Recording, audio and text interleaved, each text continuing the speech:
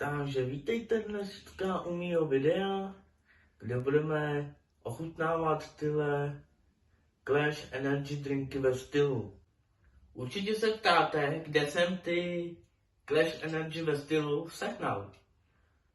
Já vám to teda povím, sehnal jsem to v Ústí, kde vám ukážu úryvky z cesty do Tamdy. Jo? Kde prodávají tyhle Clash drinky a určitě to prodávají někde i ve vašem městě. Právě lidi jdu po téhle cestě, je to pěkná štreka, co si budem říkat, ale za tu cenu na Clash Energy to stojí. Jsme tady u Tamdy a jak jsem říkal na začátku, jdeme zjistit, jaká je cena Clash drink a kolik toho tam bude. Koupíme toho nějaké množství a uvidíme, jestli vůbec něco vyhrajeme. Samozřejmě ochutnáme, otevřeme, podíváme. Tamhle je Tamda na nějakých pár metrů od toho. Já si myslím, že už jsme si něco řekli o tom. Ochutnáme to, uvidíme i jestli jsme vyhráli nějakou výhru s kódem pod víčkem. Můžeme jít na to. Je tady QR kód, kde se naskenujete na svém telefonu. Ono vás to hodí na jejich stránku Clash. Takže jdeme teda na ochutnávku Clash Energy ve stylu. Jdeme na to.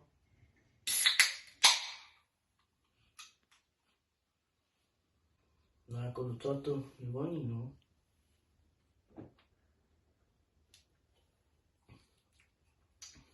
No.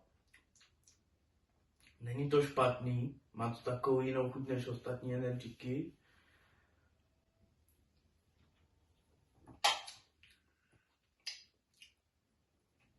No, chutná to docela dobře, no, není to tak přepláclý, není tam toho hodně. Takže to, za mě to chutná dobře.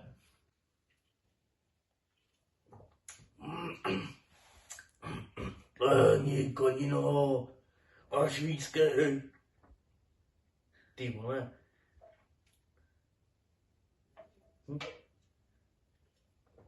Vašku, to si ty?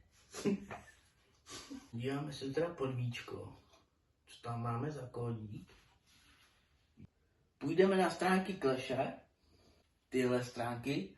Clash Energy.